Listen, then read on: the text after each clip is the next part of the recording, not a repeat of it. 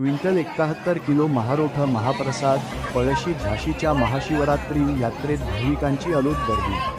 सुमारे 300 वर्षांची परंपरा आजही जपली। पंचक्रोशीसह विदर्भ, खानदेश, मराठवाड्यातून भाविकांची उपस्थिती।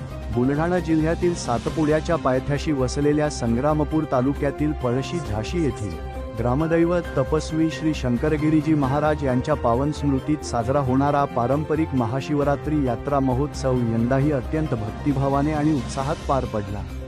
महाशिवरात्रीच्या दिवशी मध्यरात्री अभिषेक व विशेष पूजनाने यात्रेला प्रारंभ झाला। त्यानंतर 16 फेब्रुवारी 2026 रोजी भाविकांसाठी तब्बल 12 क्विंटल 71 किलो महारोठ महाप्रसादाचे भव्य वितरण करण्यात आले। या अनोख्या आणि ऐतिहासिक परंपरेचे साक्षीदार होण्यासाठी हजारो भाविकांनी मोठी गर्दी केली। पळशी झाशी येथील शंकरगिरी महाराजांचे मंदिर हे प्राचीन व जागृत देवस्थान मानले जाते। येथे असलेले स्वयंभू शिवलिंग हे भाविकांच्या श्रद्धेचे मुख्य केंद्र आहे। पंचक्रोशीपुरतेच नव्हे तर संपूर्ण जिल्ह्यातील तसेच विदर्भ, खानदेश व मराठवाडा भागातील असंख्य भाविक दरवर्षी येथे दर्शनासाठी हजेरी लावतात। यात्रेचे प्रमुख आकर्षण असलेला 71 क्विंटलचा महारोठ महाप्रसाद सुकामेवा, दूध, तूप आणि विविध खाद्यपदार्थांच्या मिश्रणातून पारंपरिक पद्धतीने तयार केला जातो। यात्रेच्या रात्री हा महारोठ तयार करून तो विधीपूर्वक राखेत ठेवला जातो। दुसऱ्या दिवशी सूर्योदयापूर्वी तो बाहेर काढून भक्तांना प्रसाद म्हणून वाटप करण्याची शेकडो वर्षांची परंपरा आजही श्रद्धेने पाळली जाते। दरम्यान मंदिर परिसरात विशेष पूजा, अभिषेक, कीर्तन व विविध धार्मिक कार्यक्रमांचे आयोजन करण्यात आले होते। संपूर्ण परिसरात हर हर महादेवच्या जयघोषात भक्तिमय वातावरण निर्माण झाले होते। पळशी झाशी येथे महाशिवरात्रीच्या पावन पर्वावर 12 क्विंटल 71 किलो महारोठ तयार करण्याची सुमारे 300 वर्षांची परंपरा आजही अखंडपणे जोपासली जात असून ही परंपरा गावकऱ्यांच्या सामूहिक श्रद्धा आणि एकतेचे प्रतीक ठरत आहे। पंचक्रोशीतील हजारो भाविक या अद्वितीय महाप्रसादाचा लाभ घेण्यासाठी दरवर्षी मोठ्या संख्येने उपस्थित राहतात।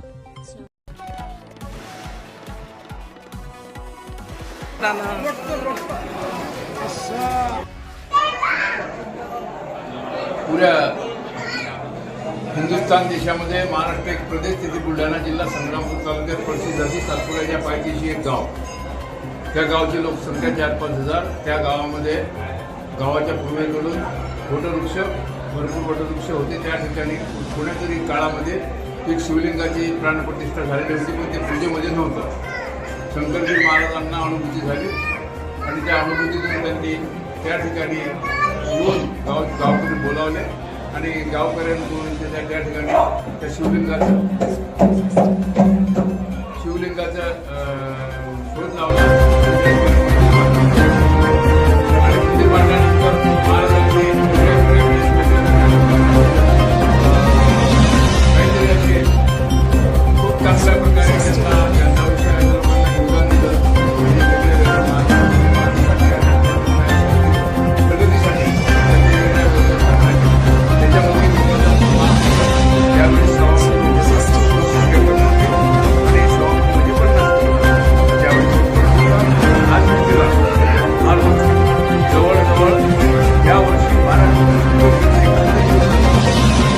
त्यामध्ये 4 क्विंटल साखर, आपल्या गव्हाचा आटा, 4 क्विंटल साखर, 1 क्विंटल गव्हाचा, 1 क्विंटल तूप, 140 लिटर दूध आणि सर्व साहित्य जवळजवळ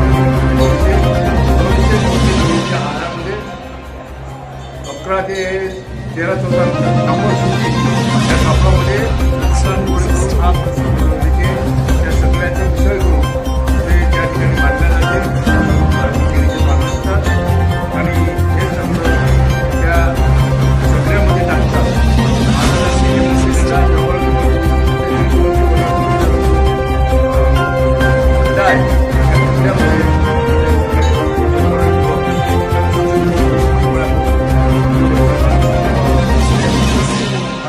तयार होते आणि तो रात्री 6 घंटे त्या अग्नीमध्ये ठेवल्यावर सकाळी काढले जाते आणि सकाळी अभिषेक होऊन तो प्रसाद गाईला आणि सगळ्यांना प्रसाद दाखवून तो वाटल्या जाते।